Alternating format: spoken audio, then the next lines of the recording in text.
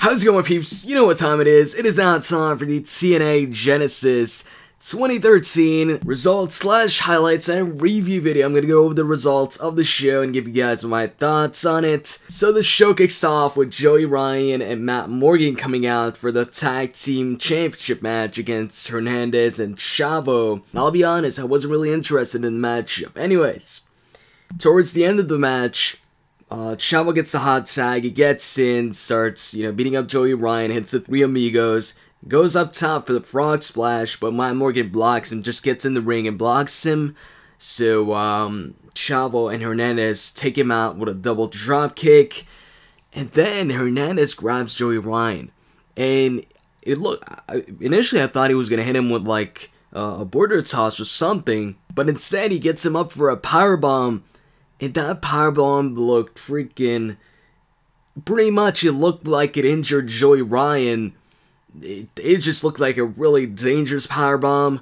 And Hernandez has hit a couple moves in the past where, his opponents have landed in like a pretty dangerous fashion. But anyways, he hits that powerbomb, and after that, Guerrero goes up top, hits the frog splash, gets the victory. And after the match, they show the replay of, usually they show the ending of the matchup, they show the frog splash, but they didn't show the powerbomb. Anyway, so yeah, Chavo and Hernandez still the tag team champions. After that, you've got Borash interviewing Anderson backstage. He's asking him what his stance is on Ace's nades. In the beginning, Anderson mocks Jeremy Borash, but then gets to talking about Kurt Angle and how Joe thinks that Anderson was the one that attacked Angle, and that tonight he's gonna do to Joe what he was gonna do to Angle, and to just stay tuned. So then, right after that, Joe comes out for the matchup, and then Anderson comes out, and he does his usual introduction on the stage. So as far as the match goes, it was a pretty decent match. In the end, Joe's about to win, but then Mike Knox comes out through the crowd, and that distracts Joe and allows Anderson to hit the mic check for the 1, 2, 3, so Anderson wins the matchup with a little distraction from Mike Knox there. After that, you have Jeremy Borash with Kenny King backstage. Pretty much to sum the interview up, he says that RVD isn't the same guy, he's not the same dude, and that's why he ditched him in that tag team match. Because RVD has gone soft, and that tonight he's going to beat both Christian York and Rob Van Dam, and that you're looking at the brand new Emperor of the X Division. After that, you have the Christian York and Kenny King match. Christian York comes out first, followed by Kenny King. At some point during the match, Kenny King tried to get the victory, the same way he beat RVD on Impact by putting his feet on the ropes, but the referee caught that. And the ending of the match, Christian York actually rolled up Kenny King for the victory, so Christian York won. I didn't expect that. After he won though, Kenny King got mad, so he hit the coronation, or at least according to Wikipedia, that's what the move is called, on Christian York, so he takes him out, and then he leaves, tells Rob Van Dam to come out and have his matchup with Christian York, since the winner of the match has to face Rob Van Dam right after. So Rob Van Dam comes out, and he's checking on Christian York, looking concerned, and the referee's asking Christian York if he wants to continue with the matchup. Christian York punches Rob Van Dam, so the match is underway. He actually gets some offense in on Rob Van Dam, but Rob Van Dam connects with the second frog splash and gets the victory, so Rob Van Dam is still the X Division champion.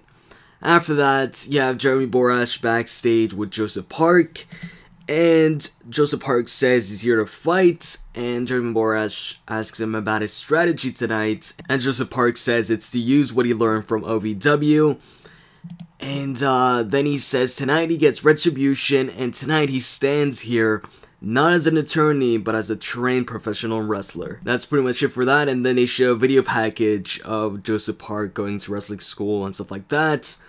And then we get the actual matchup. In the beginning, you had Devon toying with Joseph Park, but then Joseph Park eventually got the better of Devon, which angered Devon, so Devon started using his fists. But Joseph Park also got some offense in. He hit a scoop slam, ran the ropes, hit a couple moves, hit a top rope body splash. And at some point, the turnbuckle was exposed by Devon. And I think Devon hit Joseph Park's head on it. So that busted open Joseph Park. And then he snapped. He hit the black hole slam first.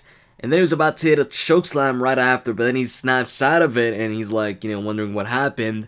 And then Devon takes advantage of that by rolling up Joseph Park for the 1-2-3, so Devon wins the matchup. And after the match, Devon attacks Joseph Park one more time, and then Borash has an interview backstage with Austin Aries.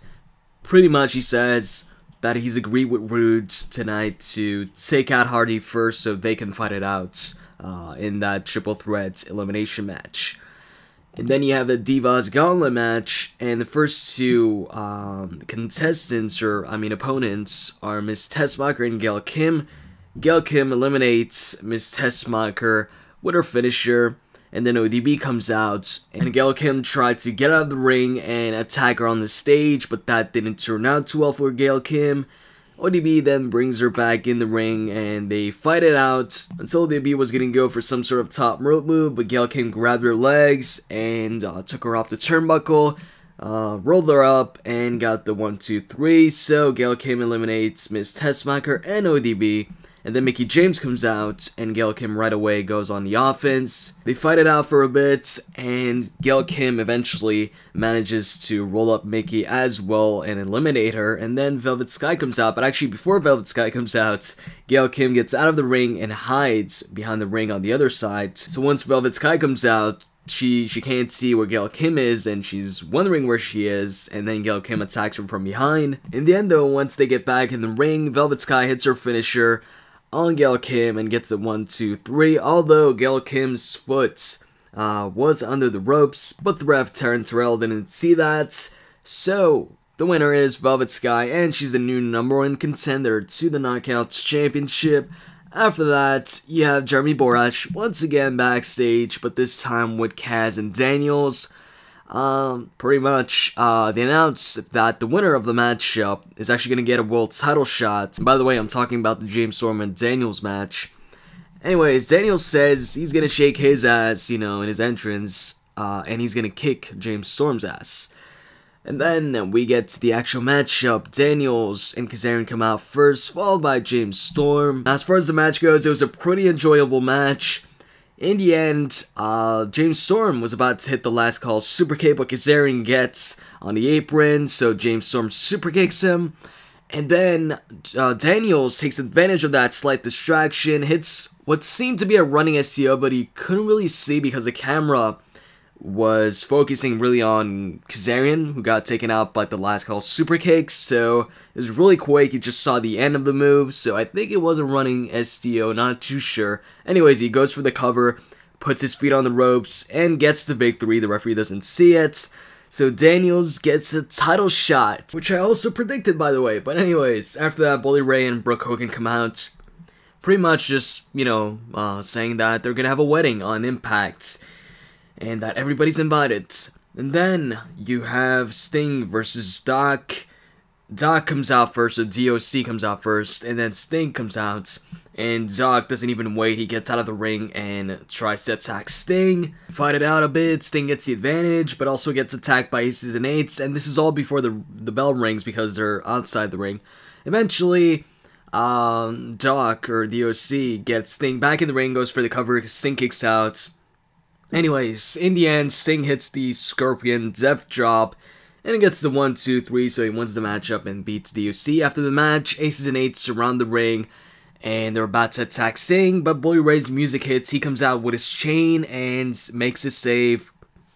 And then backstage, you have Jeremy Borash with Bobby Roode this time, asking him if he's going to indeed work with Aries to take out Hardy first. Roode says yes. He says that while him and Aries might not see eye to eye, they agree on one thing, and that Jeff Hardy doesn't deserve to be the world champion, and that once it's down to Aries and Roode, while Aries has gotten a victory over Roode in the past and was a fluke, This time it's going to be different, as Roode is going to become the new world champion. So anyways, Aries, Roode, and then Hardy all come out for the matchup, and it ended up being a great match. I really enjoyed the matchup.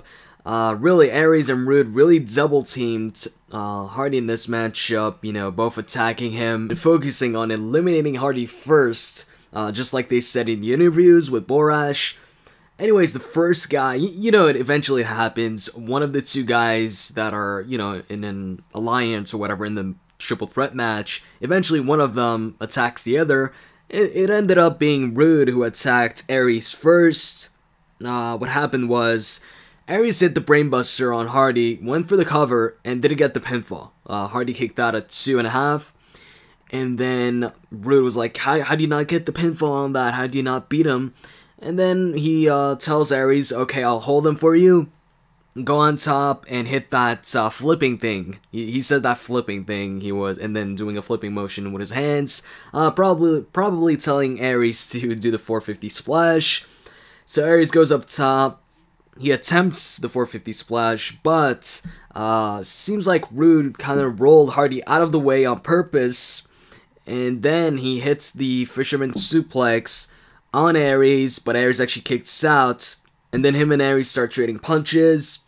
They both try and pin each other and put their submission holds on the other. For example, Aries put the last chancery on Roode, but Roode actually countered that by raking Austin Aries' eyes.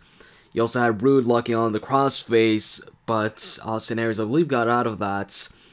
And then you had Austin Aries going for a backslide on Roode to pin him. And then Hardy comes back in the ring and he leg drops Roode's legs. So that way he can't get up from the pinfall. So pretty much Hardy pinned Roode, but since it was a backslide by Aries, Aries couldn't see that. So while Aries had that backslide, or did that backslide, you know, Hardy was, you know, the one pinning Roode. So Roode gets eliminated first, and then Aries is thinking that he got the pinfall, he pinned Aries, and the ref is like, no, Hardy did, and then he gets mad. But anyways, Hardy hits, like, a few moments afterwards, Hardy hits one Twist of Fate. Well, it was actually, a Twist of Fate, yeah. And then he hits another one, but that second one was through the ropes, so Hardy was outside the ring while Aries was inside the ring. And then Hardy hits a swanton right after, gets the 1, 2, 3, and wins the matchup, retains his championship, and still the TNA World Champion. So yeah, it was a great match. So anyways, what did I think about the show overall? To be quite honest, I only enjoyed 2 matches. I enjoyed the main events, and I enjoyed James Storm versus Daniels. Well, actually, I forgot something. Anderson versus Samoa Joe was decent, but really the 2 matches I, you know, enjoyed really were James Storm versus Daniels and the main event. If I had to pick like a highlight of the show, probably Daniels becoming the #1 contender for the world title. I mean, I predicted it, and it's just cool. You know, Daniels getting a title shot. I'm happy about that. So, you know, I'm looking forward to Daniels versus Hardy. But anyways, if I have to give the show a rating, I would have to give it like honestly, like maybe 5 on 10. Like I said, I only really enjoyed 2 matches. So anyways, I don't want to keep repeating myself here. I hope you guys enjoy this video. And in the comment section, if you guys watched the show, tell me what you thought about the show and what was your favorite match. With that said, I'm out, guys. See ya.